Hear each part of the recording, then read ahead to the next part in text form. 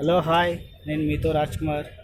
ఇప్పటిదాకా మీకు చూపించిందంతా snow world, children's games అంటే స్నో వరల్డే. ఇప్పుడు మనము ఈరోజు ప్రజెంట్ స్నో వరల్డ్ దగ్గరికి వచ్చాము. ఇక్కడ మీ ముందర చూపించేదంతా స్నో వరల్డే, చిల్డ్రన్స్ గేమ్. ఇది హైదరాబాద్లోని లోయర్ ట్యాంక్ బండ్ దగ్గరలో ఉంటుంది. చూసారా, మా ఇంకలంతా కనిపించేదంతా స్నో వరల్డే.